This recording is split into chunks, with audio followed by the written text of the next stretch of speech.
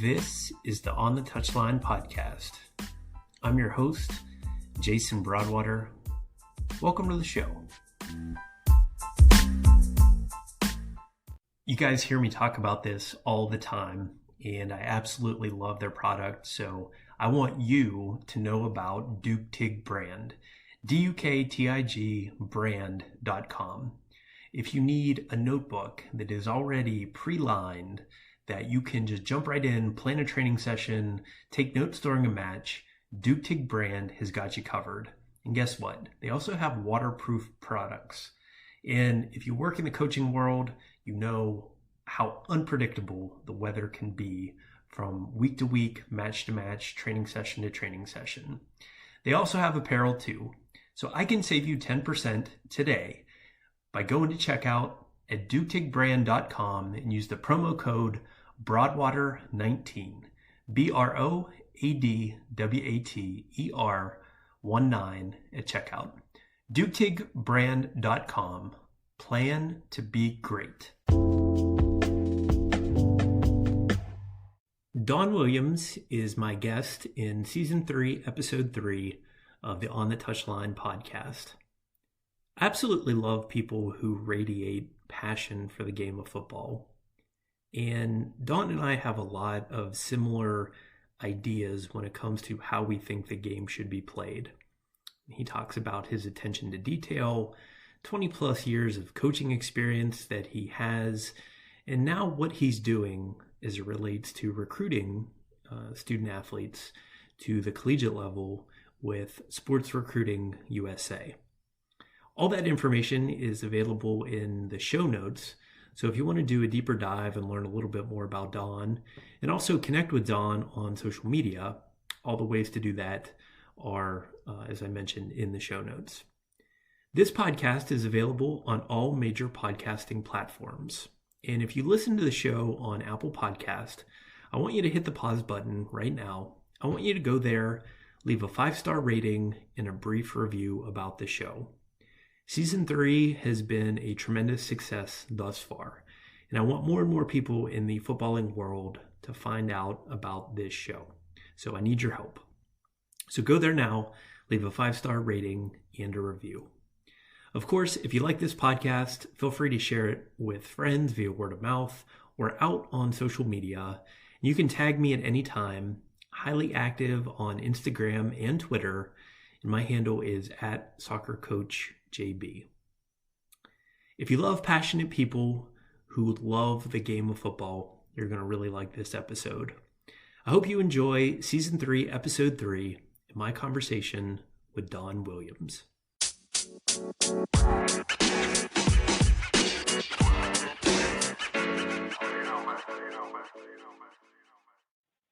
Jason, I'm excited, and I appreciate you having me on, and always love to talk football with those that are like-minded, so I appreciate it.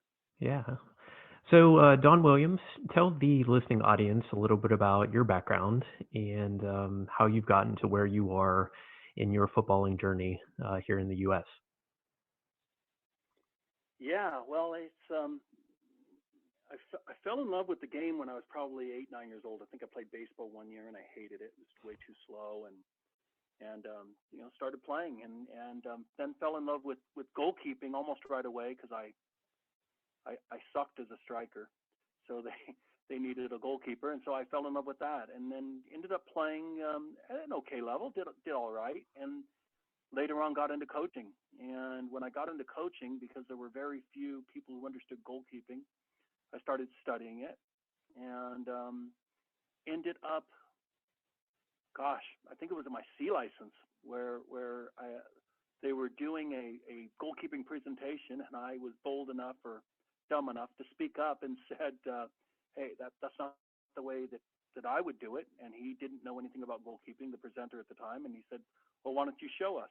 And so I did a presentation, and happened to be a couple college coaches there, and one of them ended up inviting me to come on staff with her. Her name at the time was Lisa Bestsellers, now Lisa Kowalski, and she was at Cal State East Bay. And so I became the goalkeeper coach at Cal State East Bay, and then that led to another deal with one of my licenses. I ran into Troy Dyack, who was leaving. He was with San Jose Earthquakes, but had come off an injury and now was with a USL team called Bay Area Seals at the time, and they were in the A-League. And ended up becoming the goalkeeper coach there. And so one thing led to another. And,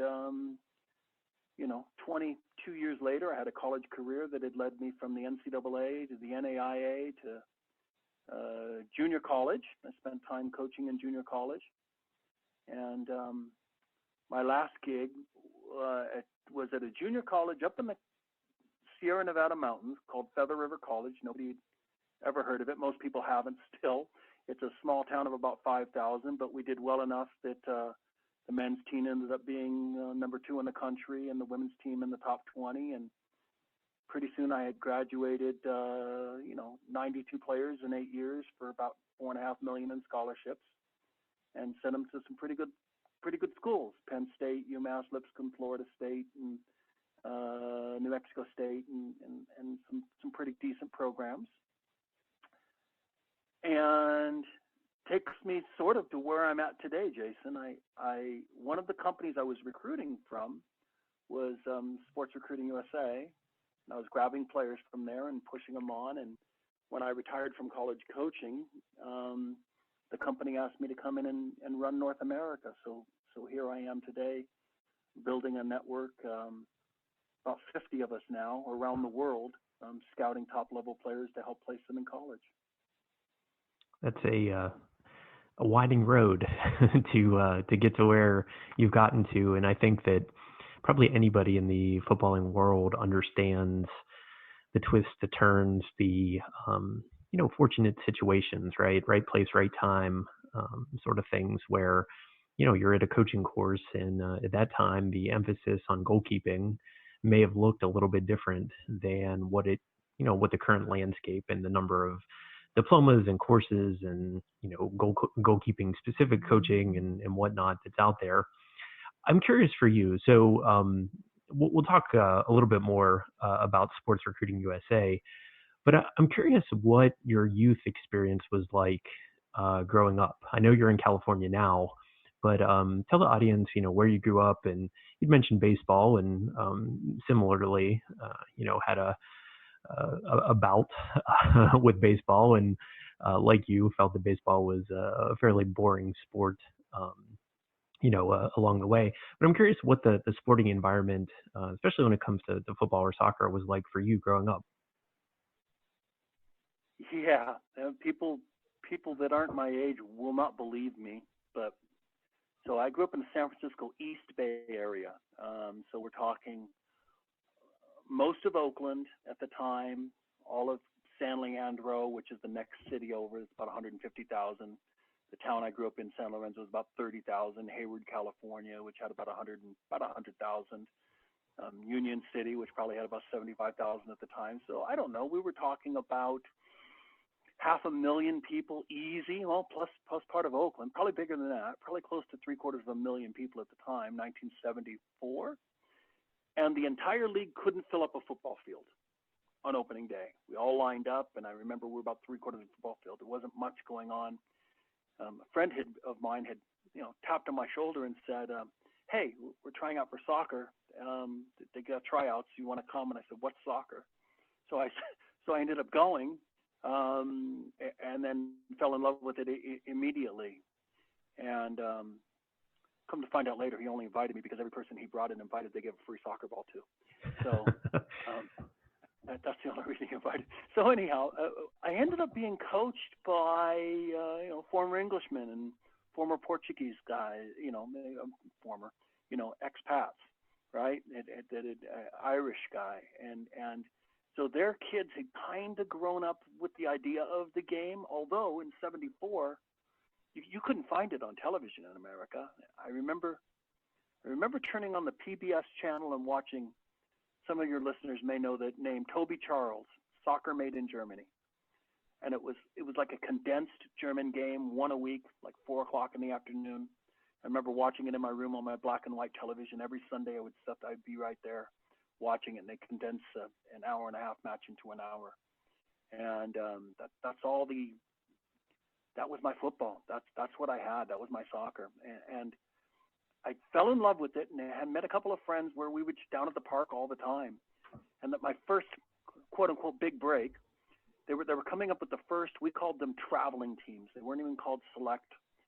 There was nothing specifically special about them. You either played in your own town league against your own city teams, or you traveled 25, 30 minutes away to Pleasanton, California, right, or Livermore, California, out that direction. And I was on the first traveling team, and I was discovered because a friend of mine and I were down at the park, and he was shooting on me, and I was just making saves. We were just having fun together, and a coach happened to be out there watching us and walked up to us and said, "You two are pretty good. Would you like to come play on our traveling team?" And so we did. And that was the gist of it. And it grew. It started growing in the 70s and the 80s, and then in high school, we, became our league champions and did pretty well. And then went to college and played a little bit at Chabot College. And then honestly decided to get married instead at 20 years old and started a life and kind of got out of soccer for a little bit until my kids started playing again, and then got into coaching. And that's what it was for me growing up. It wasn't very popular. Wasn't that many of us playing. Yeah. It sounds similar to my story when you mentioned coaching. That thank God that my son started playing soccer 5+ years ago. That that was a pathway in for me as a coach, and there had been such a significant break for me from college days, and not even playing collegiately, but just being around our men's and women's, soccer or football teams at the college I attended. There'd been a pretty significant break, from finishing college and then to starting a family and children and whatnot. And I'm curious for you, there's that moment for all of us as coaches where I think the light bulb comes on, and we all say to ourselves, "Oh my God, I want more of this. There's something about this that I love." And friends of mine have asked me from time to time, what is it? And I think for me, it comes down to, this really just this burning desire I have to help other people and to hopefully make their situations a little bit better. It's the sport itself. Absolutely 100% love the sport, love everything about the sport, the good, the bad, the ugly. And then it's the competition of actually competing and letting merit, dictate what happens. And I wonder for you, when the coaching, when you entered into coaching, like when you had that moment, or if you had that moment as a coach. Yeah, I did. It's funny. When I first started coaching, my son was 4 years old. We had taken him down to signups at 4 years old. Maybe could have been 5. I think he was 5. And I was sitting in the car, and I wasn't doing anything. We were going to go off to have a day with family, and my wife went in to register him, and here comes the president of the league out. My wife had opened up her mouth and said that I had played. And so he comes running out. He says, "Bad news, your son's too young. Good news is we need coaches. So if you coach, then we'll let him play." And so that's how I got into it. So they were only taking 6-year-olds at the time and into the under 7s. They didn't have a younger program than that. My son was 5, but he had his heart set on playing. So I got into it, and I realized almost immediately that well, number one, I remember telling him I don't know anything about coaching. I played, but I knew I was smart enough at the time to know that coaching was different than playing. That as a goalkeeper, I was just focused on me. I was just focused on my performance. I wasn't paying any attention to what the coach was teaching the strikers. None. I was just focusing on me. So I knew I didn't know that much about coaching. He says, "No problem. We'll send you to coaching school. We'll pay for it." So F license goes through, and I go, "Oh, this is interesting. Okay. This is interesting. I'm starting to get it." And then when we started playing over the next year or two, I realized that my playing experience did give me an insight to the game that all the other coaches didn't have because they grew up not playing the game, right? And I noticed that our kids were developing and their kids weren't. And we're, and I know it's just 7, 8, or 9 years old and it's not that important, but we're slaughtering teams. And just little things like, just teaching them how to restart the game, or take a quick indirect free kick rather than wait for the other team to line up, or not, just to be able to play in the flow of the game, and teaching them moves. And I learned really early on that we called them personal ball skills were crucially important. And so back in the day, before even Korver was coming up, we were teaching Korver type things to our players, and our players were schooling other kids, and we're doing really well. And it really gave me a fire for that, helping other people and developing kids. And I think my passion, my light bulb came on when I had one young kid who was challenged. He was emotionally challenged and mentally challenged, and it was a different thing for him. And I remember coaching him in a game and him making first great receive and a great pass, and the parents going bonkers, just nuts. And I remember sitting in a coaching licensing course where I was teaching it a few years later, and I was telling the kid's story, and I didn't know the kid's father was now coaching and was in the class, and he says, "I don't know if you're talking about my son, but the story you just told is my son's story, and it made a big difference in his life." And it gave him confidence, and he's a different person because of the way you handled him. And I said, man, this really is a way to change lives. And then my second epiphany came coaching in college. And I guess I was doing all right as a college coach, because Lisa Bestsellers had decided to leave the program and moved to San Luis Obispo, and she said, "Would you like to be the next head coach?" And I said, yeah, I would. This is really what I think I want to do for a living. And I said, I got to finish my bachelor's degree. And she says, "It doesn't work that way, Don. You have to already have it." And I said, "Oh, crap." So I realized I needed to go back to school, and I finished my bachelor's degree and my master's degree. And then that's what finally opened up the door into making it a full-time profession, because as most of us know in the United States, it's not really. It's a full-time profession, 60, 70-hour weeks, and you get paid, $25,000, $30,000, $40,000 a year. Mm-hmm. So, you can do better being the manager at McDonald's, and work less hours and have less stress than you can being a college soccer coach, or trying to figure out in what form having full-time employment in the sport coaching, in what form that entails, right? That's changed in the last 7 or 8 years, with the advent of higher level clubs, ECNL, DA clubs, where coaches actually can make a living coaching a couple of teams. But it wasn't that way 15, 20 years ago, for sure. If my wife were a part of this call, Dawn, she would say that we're all crazy, and that that when our maker and whatever people believe was creating us, that somehow we missed out on something, because everything you just said 100% resonated with me. And that's exactly right. When you're working crazy hours and, early mornings in some cases, late evenings in a lot of cases, this, sort of weird ebb and flow of seasons, and you're constantly in it and consumed with it. And then you have a little bit of a break, and she would tell both you and I, and probably the people listening to this, that we're all a little crazy. So God bless her for signing up for what she signed up for, I guess.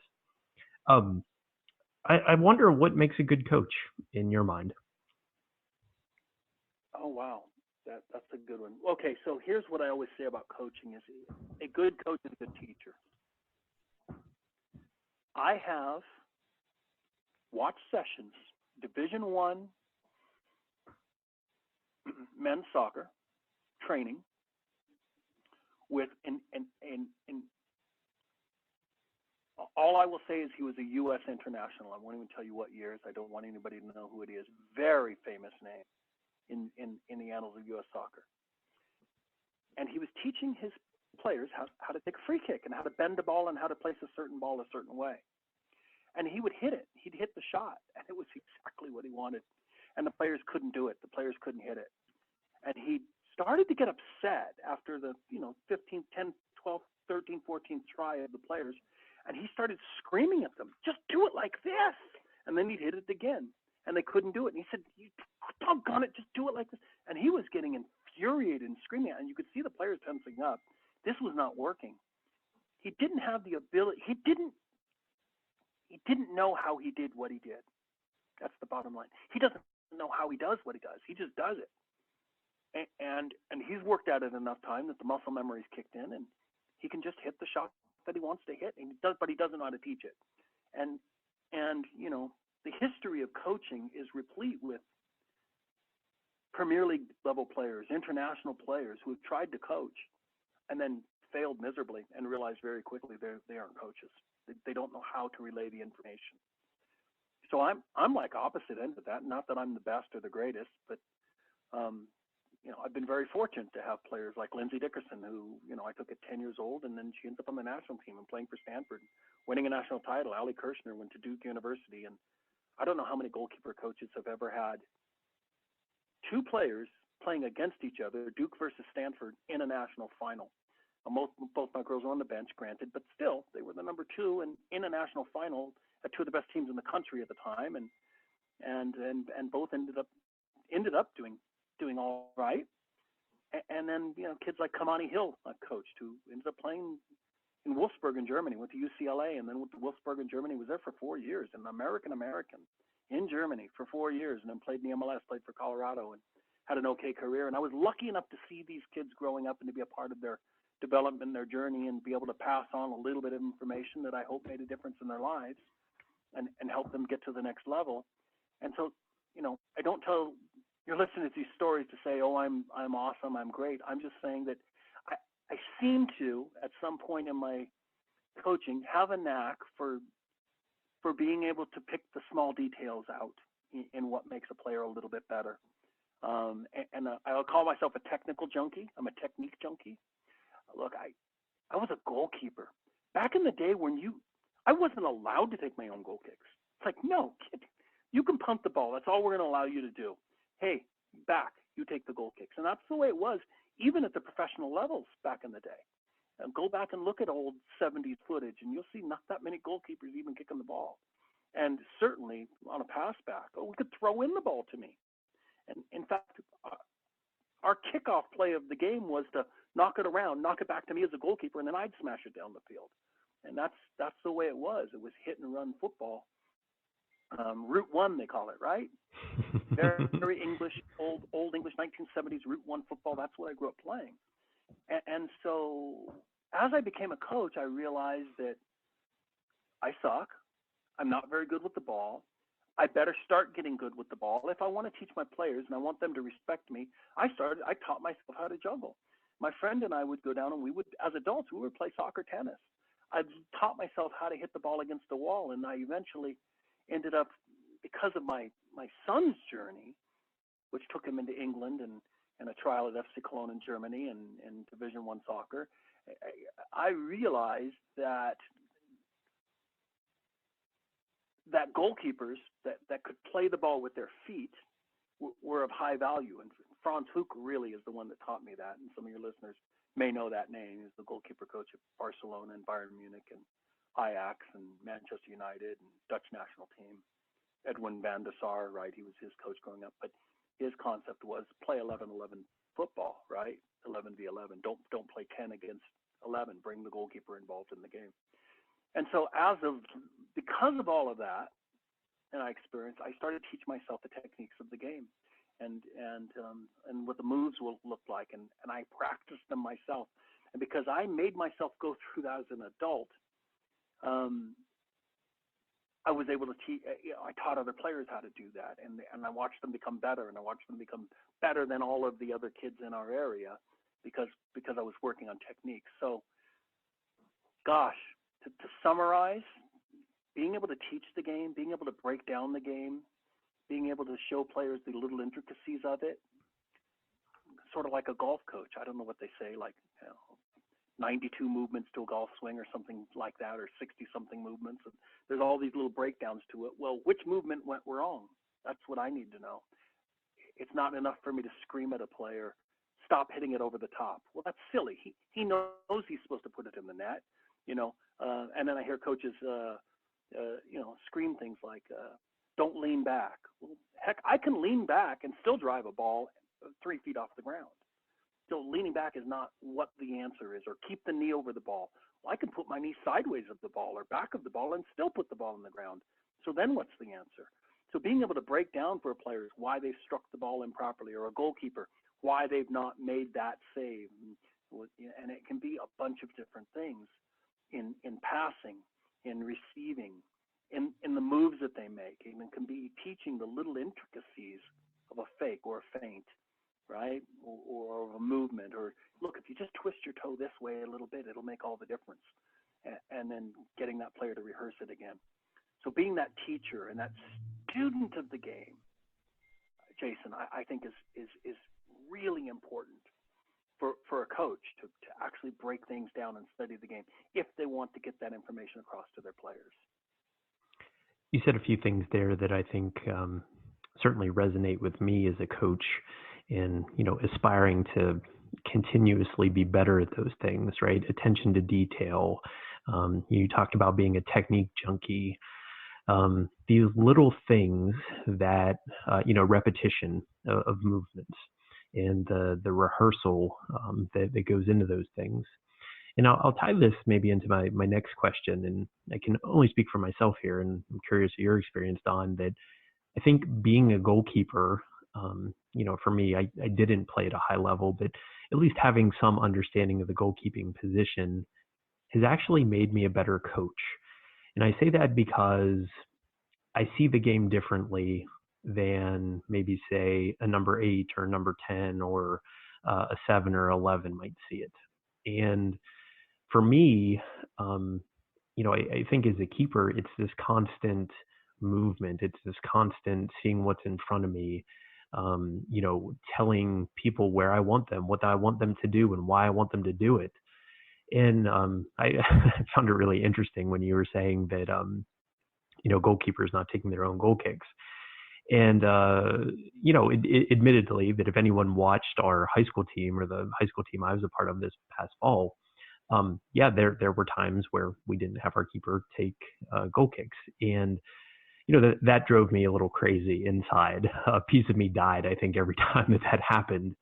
And I think, to justify it, so to speak, I would say that we had an incredibly inexperienced keeper. A kid who literally had never touched a soccer ball before. So, part of it was we knew where our demise, and this was going to be more of an off-season project than trying to, work through it during the season.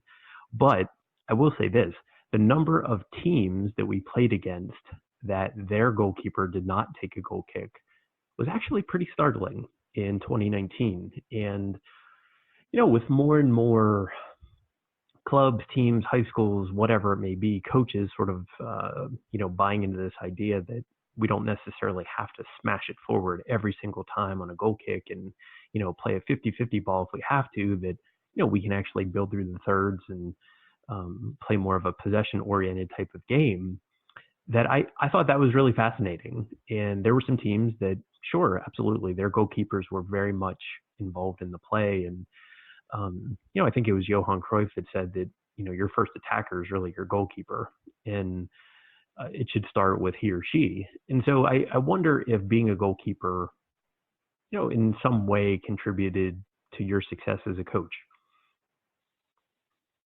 Oh, I think 100%. And you're right.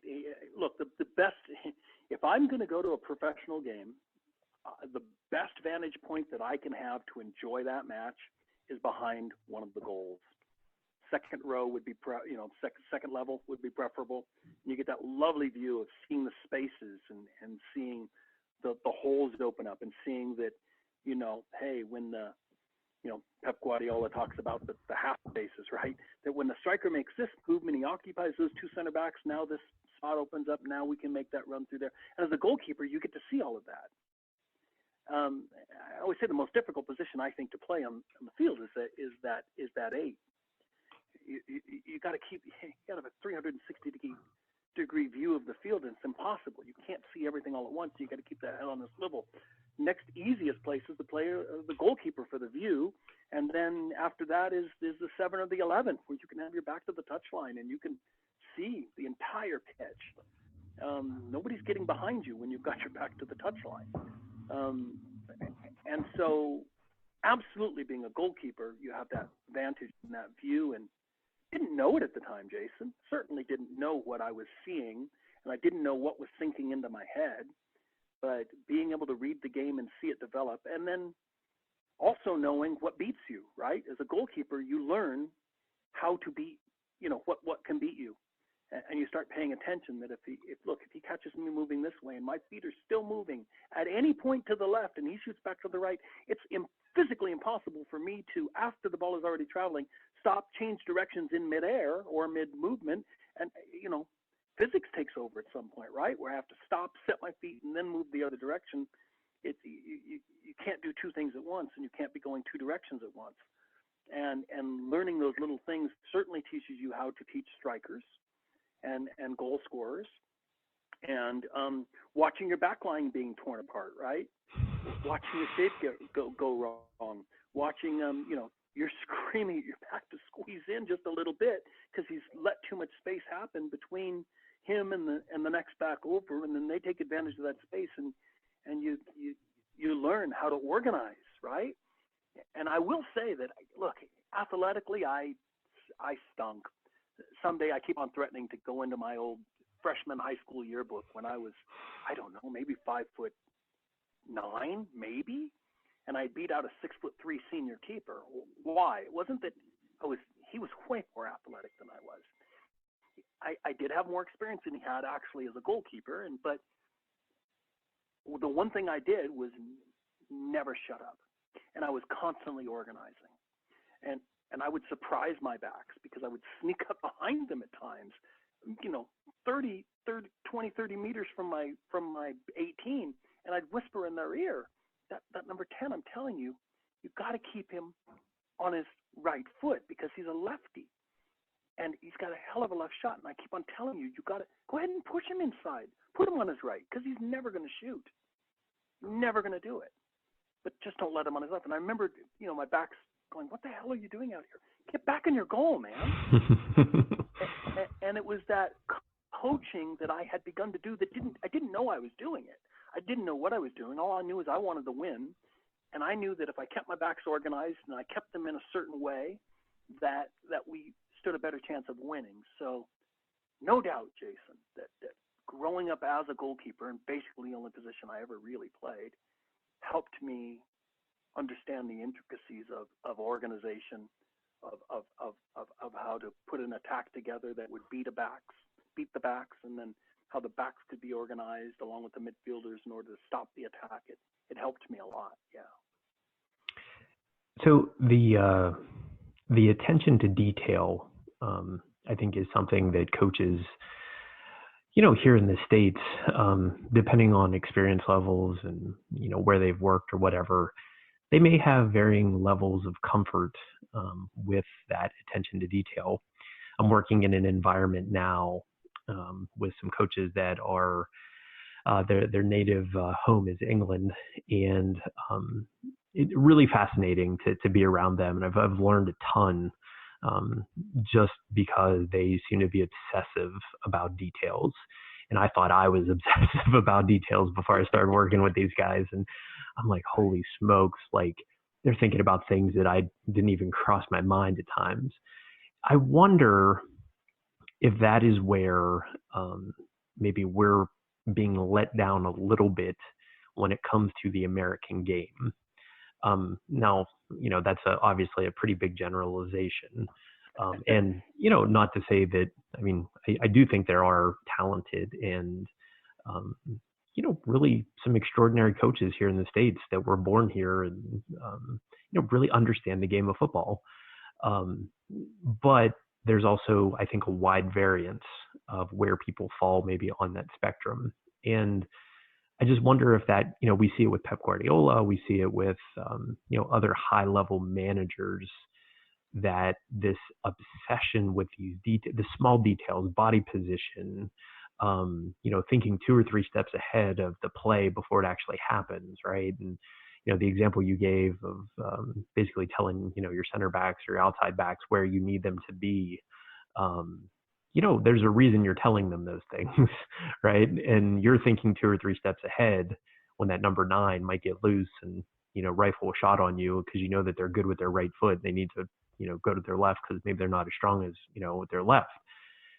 I just wonder if whether it be coaching courses or just how we frame education here in the States, that this emphasis on this consumption of details is something that we maybe need to do better collectively.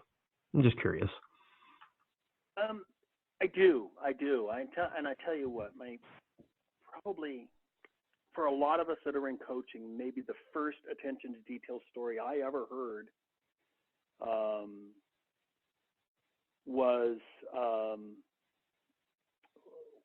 about, I tell you what, Franz Hoek. The first time I ever heard Franz Hoek speak, probably 25 years ago, I went to a little seminar he had put on for a weekend, and he was talking about at Ajax, and this was probably a couple of years before Ajax won the European Club Championship, and I think they went on to beat Gremio maybe in the World Club Championship that year. And he was talking about that they teach their players how to tie their boots. What do you mean tie their boots? And so he said at the time, and I don't know if he still talks about this or not, but they didn't want the knot of your shoe anywhere near the instep, because that knot, should the ball hit it, could change the direction of the ball by 1 millimeter, which could mean that it goes off the post squarely instead of the inside of the post and then in.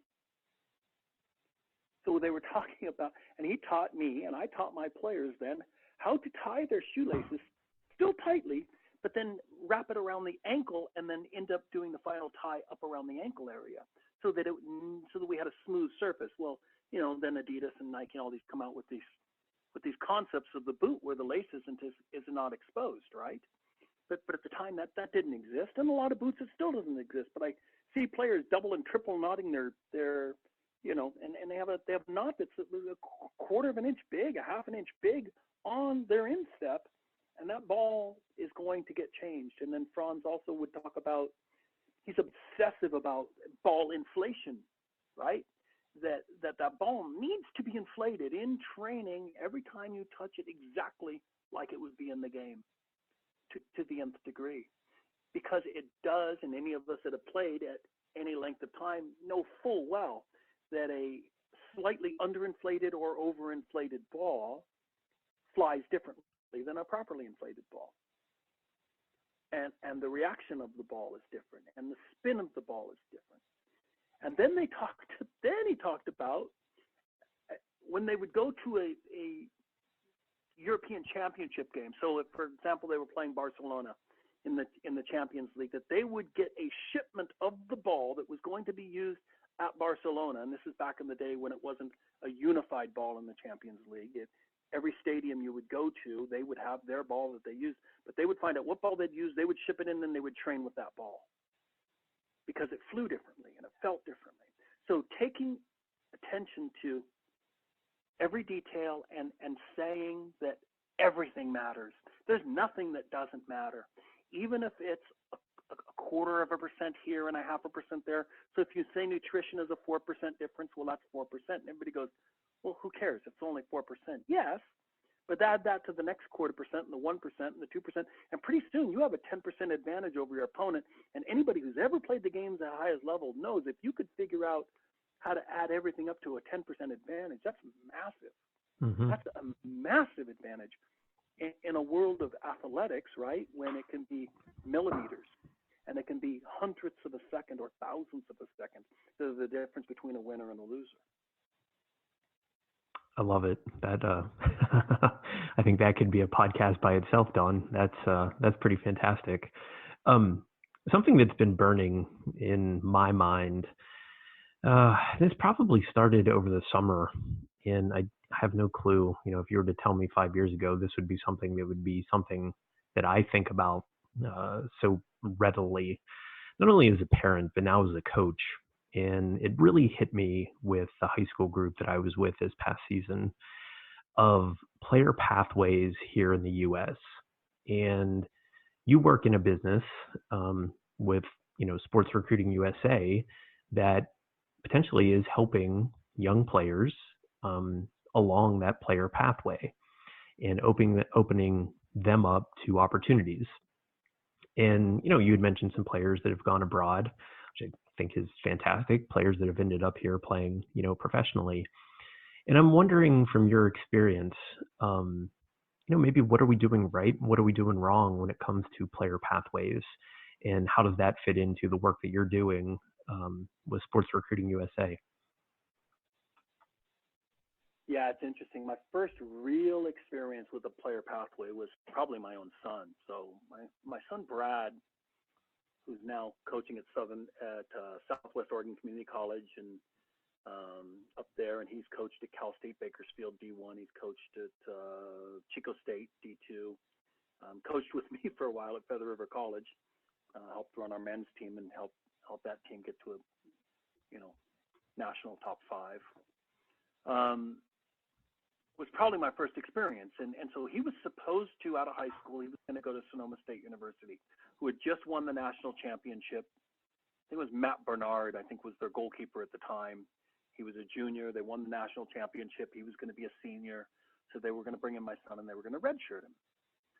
Well, another friend of mine, Scott Juniper, who had come over to the United States from England, had I think he's now he's the women's coach at UC Irvine now. But he had just come over, and I had done some favors for him and to help him out, brought him into some camps that I was running. He helped me out, helped him earn a little bit of money, became good friends with him. He says, Don, would Brad like to go over to England for a couple of weeks in the summer? I could make an arrangement. It was just a thank you to me for helping him out. He made the arrangements for a group called Team Bath. Team Bath at the time was taking a concept that they started this club from scratch. They were training on the grounds of the University of Bath. This was not a British Universities League, a BUSA team. This was actually a team that was taking kids that had just been released from Newcastle, from Arsenal, right, from Southampton. These kids had just been released from these pro clubs, and they were giving them a second chance. And they were promoted twice in 2 years. They made it into the first round proper of the FA Cup, which is difficult to do. There's stages just to get there into the first round proper. And they were the first side, a full amateur side to have made it into this level, affiliated with the university or affiliated with the university, but not playing for the university, if that makes sense. It's a complicated system over in England. But anyhow, Brad went over there for 2 weeks. They liked him. He's a goalkeeper. He finished third on the fitness test, for Pete's sake. I mean, Brad could go left, right, down to the end of the field and back, not drop a ball on the run with the ball 15 meters in the air every time and never drop it. I mean, his foot skills were better than most of the field players. So they go, holy crud, we like this kid. So they kept him. And we started to watch this develop. And I think he had shut out Preston North End when Eddie Lewis was on the national team at the time, was playing for Preston North End. I think he had shut them out. I think they had lost 1-0 to Bristol City, and I think he had shut out Bristol Rovers, and then got a call to actually go trial at FC Cologne in Germany when Podolski was still with the under-23s. And of course, typical, they brought him in afterwards and say, you're not bad, you're about what we have here, but you're not German, go home. So he goes back to England and stays there for a while, and then ended up playing in college. And so I had never seen or heard of this type of alternate pathway before, and it worked out really well for him. When he came back from England, he had contacted Bobby Clark at Notre Dame, who was one of the coaches he had contacted, and Bobby said, look, I know who you're playing for. I know the level you're playing at. We would love to have you here at Notre Dame, but I have no scholarship money. If you'd like to come, on no scholarship, you're welcome. And of course, I looked at the budget and said, that's not in the budget, not possible. And Bobby Clark ended up calling his friend B.J.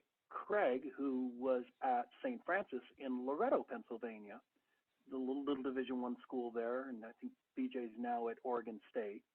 But anyhow, B.J. took Brad's sight unseen, no video, nothing. Just took him on Bobby's word that it was a good level. I think B.J. made a phone call to his coaches back in England, and then ended up bringing him in on a scholarship, and he played there, and did pretty well there. So that was an alternate pathway to what every other kid was doing, and certainly his whole career looked differently and his experiences looked differently than if he had just gone to Sonoma State, which was a great choice. Mark Azima runs a fantastic program there, and it was a great choice and a good coach and a good program, but his pathway was different. And so we've seen now over my 30 years of overall coaching, I've seen different kids. Kamani Hill take that pathway, from UCLA to Germany to Colorado. And we've seen other kids go, take a gap year, right? Take advantage of that gap year. Go over to Spain to maybe, Malaga City to the academy over there, and then come back, or go over to England to and maybe begin some studies and play and experience football in a different environment, experience soccer in a different environment. And I think there's a value to that for the right kid. Certainly, it doesn't have to be directly to college. And look, I've also had kids I had a kid named Ryan Holland, who's playing for Orange County FC now, who was gonna go to a school. I don't want to name the school, but they weren't doing very well, Division I school, but they weren't doing very well. Ended up coming to forego the scholarship that they were offering him to play D1 because the school was struggling. Came to play junior college for me. We 2 years in a row in the national top 20. We beat the number one team in the nation at a junior college, then ended up going to Penn State. It was a much better choice than what the other school was. So we started talking about, what is your pathway? Where do you want to go at the end of the day? And then what are the right choices that need to be made to actually get you to that point that you want to go? It's not the beginning of the journey that counts, but it's the end of the journey that counts. It's where you end up. I love I would just say some people would say maybe unconventional thinking there, but the ownership, not only with your own son, Don, but, other players that you've worked with, of allowing them to figure it out, to take risks, to take chances, that there isn't, maybe that's part of the beauty and the mess of our current situation here in the States, that there isn't this sort of very direct path. I guess in some cases there probably is, but for, to allow players to figure it out on their own, and what may be a fit for, one player you coach or that I coach may not be consistent across the board. And I guess maybe this comes back to, coaching 101 that you and I probably, is a cornerstone philosophy. I mean, yes, we have a team of players, but we have a group of, however many, 22, 16, 15, 20, 25, players on the roster that are all different, and they're individual people, and that we have to treat them like individual people and not shoehorn them into situations or, give them sort of the fatherly advice of saying, well, you should go do that because so-and-so did that. Maybe, but maybe not. And I think I've gotten more and more comfortable with this idea that it's absolutely okay to go against the grain when it comes to figuring out a player pathway and helping them figure it out as well. And, I love what you said about a gap year. I would actually even offer that as just general advice for anyone coming out of high school and feeling this pressure that they have to go to college because it's the only thing that, a parent or a guardian or a family member says. It's okay to hit the pause button, from time to time and kind of reflect. And like you said, it's what is the end goal? Okay, now I need to figure out the detail of how do I get there. So I love that little bit there. Tell folks about Sports Recruiting USA. Yeah, boy, what a crazy project this has turned into for me. I never envisioned this for my life. I really didn't. Chris Cousins is a heck of a salesman, I guess. He talked me into it. First time he talked to me about it when I had just retired last summer. Yeah, last summer. So summer 2018, I guess, right? He had proposed this to me for me to run North American, and I really I listened to him and I kind of slept him off. And then my wife, to her credit, kind of prodded me, and she goes, "I just have a feeling that you should follow up on this." And so next time Chris called me back, I said, "Okay, let's talk about the details."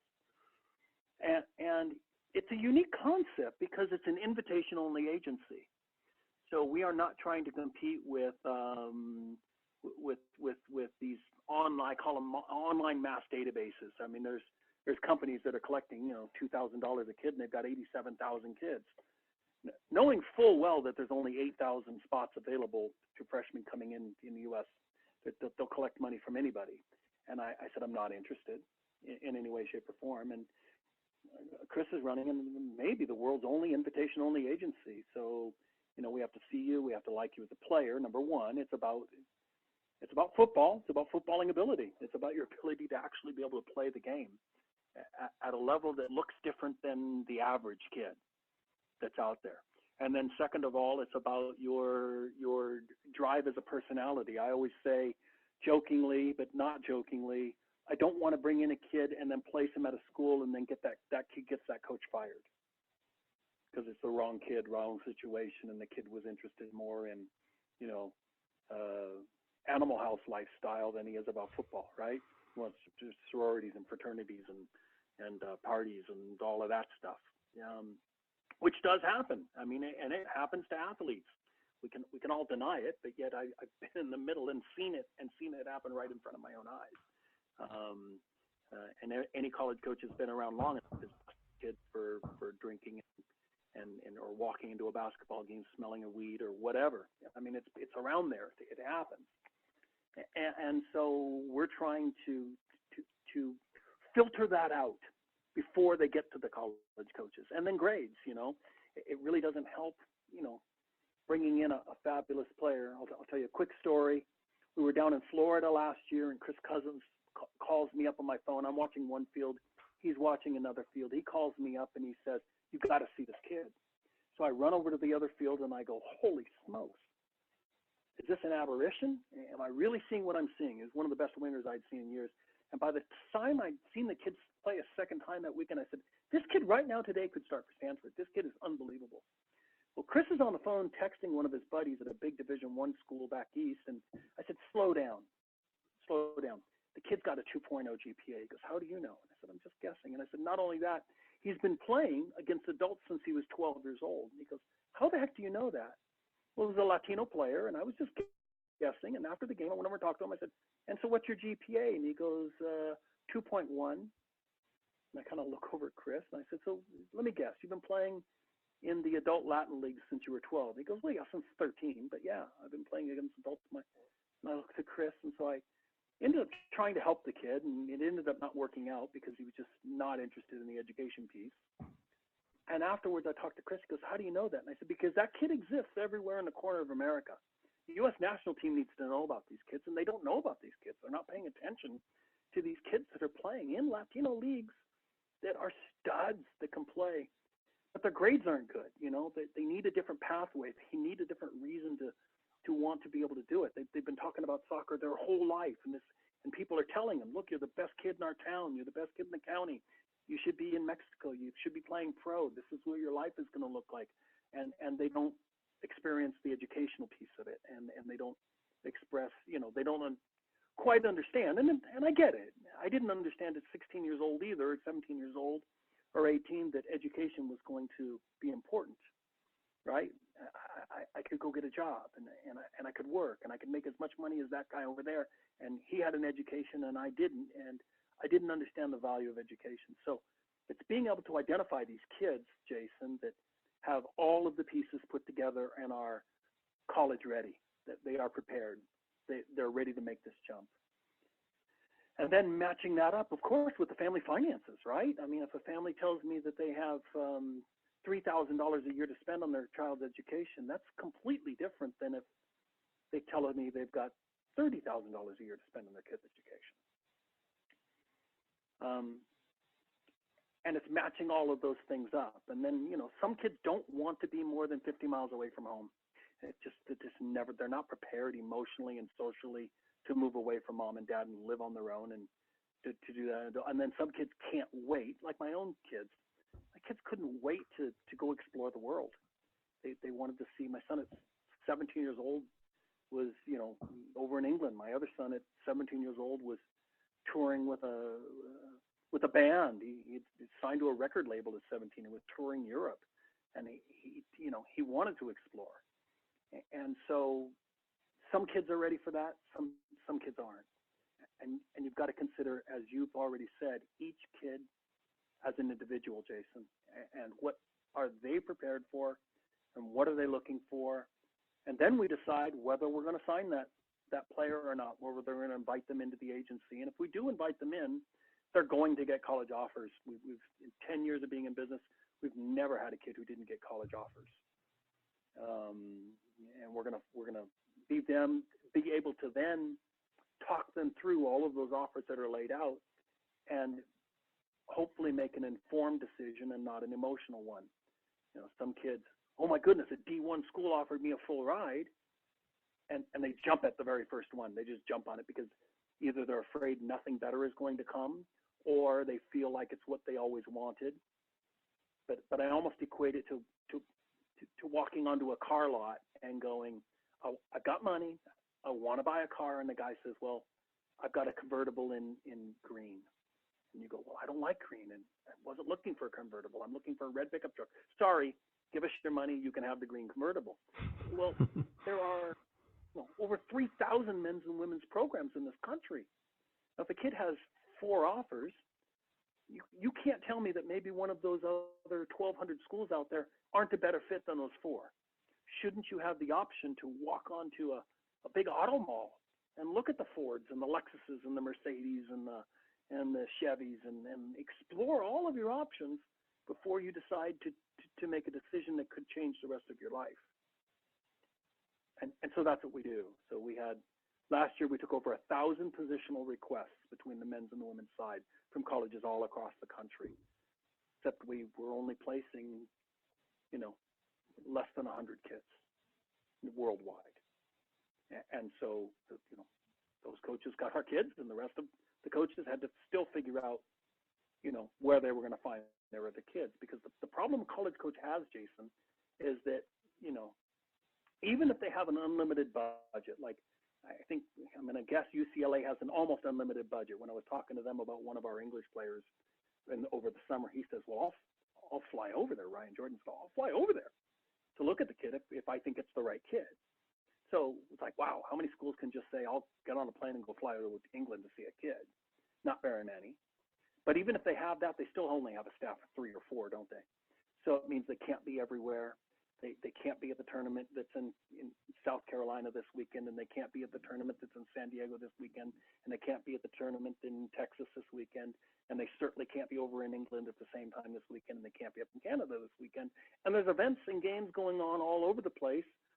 So, when you look at college rosters, Jason, the Maryland roster, Sasha there, he tends to have kids that are up and around his area. He doesn't tend to have a ton of California kids or Texas kids. However, Washington, if you look at what Coach Clark's doing up there, it's a very diverse roster. So he's looking world over, but he's got some different types of connections. And so what we're trying to do is tie those two sides together. And I often describe us as Match.com. I know what the school needs. I kind of know what the environment of those schools are. I know what the different levels are. Just because it's D1 doesn't mean it's a great program. Some D1s have won 2 games in the last 5 years. That may not be what that kid wants, even though it's a D1 school, And then you've got D2 programs that are fantastic. Heck, when I had my junior college, we were regularly beating a couple of very good D1, D2 programs in the spring. from a junior college level. But so the quality of the football, the overall experience, all of those things, we're trying to match the player to the school to find the right fit so that the player at the end of the day is happy, the coach at the end of the day is happy, mom and dad at the end of the day are happy, and of course we're happy because all of these other people that are in our circle are also happy. I think I still have 4 years of eligibility left on. I mean, not that anybody, wants an old, 38-year-old goalkeeper.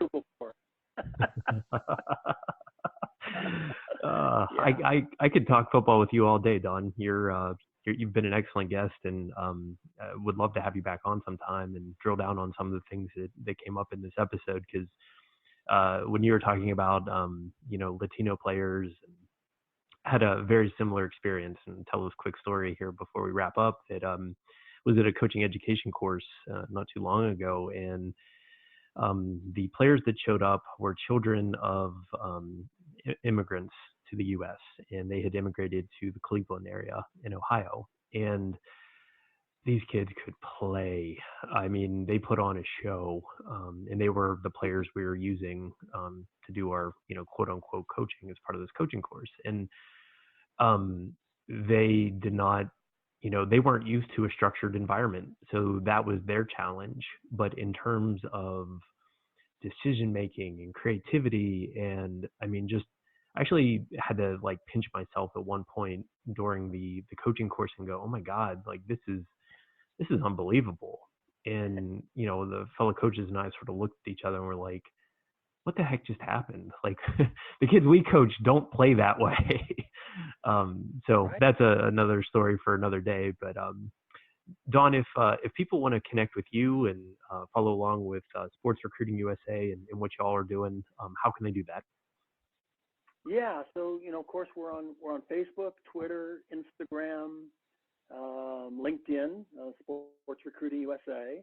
On Twitter, it's SRUSA Soccer.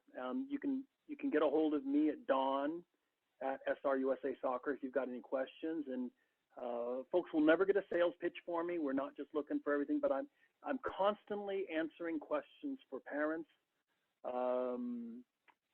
that about the collegiate process, and we're more than happy to help them. They can also catch our podcast, Inside College Soccer. Inside College Soccer, we've done Bobby Clark so far. Dan Abrahams, one of the top sports psychologists in the world. You don't want to miss that. We did Matt Barnes. We've got a project going with FC Helsingør. You can listen to that podcast and hear what that's all about. It's a pro team that was double relegated out of the Danish Super League on down to the Danish second division. And now I think they're leading the second division. They were bought by an American ownership group that quite a few of them are integrated with the Golden State Warriors. So that's an interesting project. So you can catch us there on Inside College Soccer. We've got some good episodes coming up. And any other way you want to reach out to us, you can find me, of course. I'm Don K. Williams on Twitter, and then just Don Williams on Facebook, and happy to answer any questions anybody's got. Very cool. I will be sure to put all that in the show notes, and for anybody listening to this, make sure that you connect with Don. I know he's highly active on Twitter, and see his stuff all the time. So good stuff, Don. It's been enjoyable having you on the latest episode of the On the Touchline podcast, and definitely a standing invite to come back on anytime you'd like, my friend.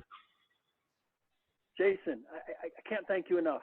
I really do. I appreciate the opportunity to spread the word about the way that we see the game of football, and happy to come back on anytime.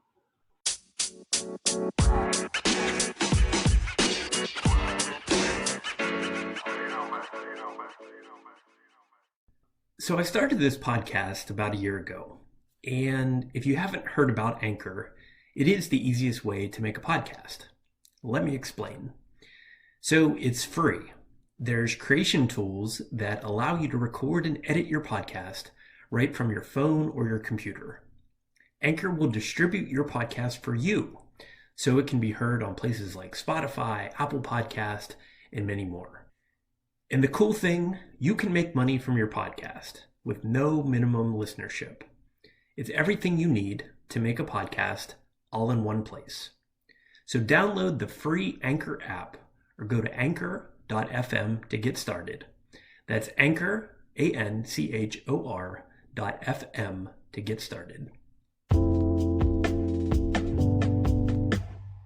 All right, another episode of the On the Touchline podcast in the books, and my thanks to Don Williams for coming on the show.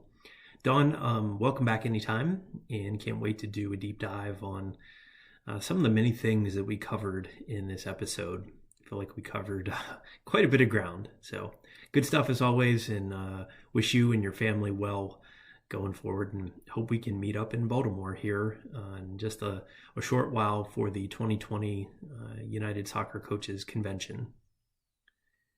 This podcast is available on all major podcasting platforms, and help continue to support the show by leaving a 5-star rating and review on Apple Podcast, and make sure you subscribe to the show. New episodes of the show come out most Wednesdays and Saturdays. You're only going to get one episode this week with the Thanksgiving holiday here in the States, but we'll be back on our regular schedule next week with 2 episodes. So look out for that here in the coming future. Guys, thank you so much for your support. It really does mean the world to me. And reach out on social media if you have questions or ideas or comments or anything like that. Always love to engage with listeners from the show. And you can find me at Soccer Coach JB on Twitter and Instagram.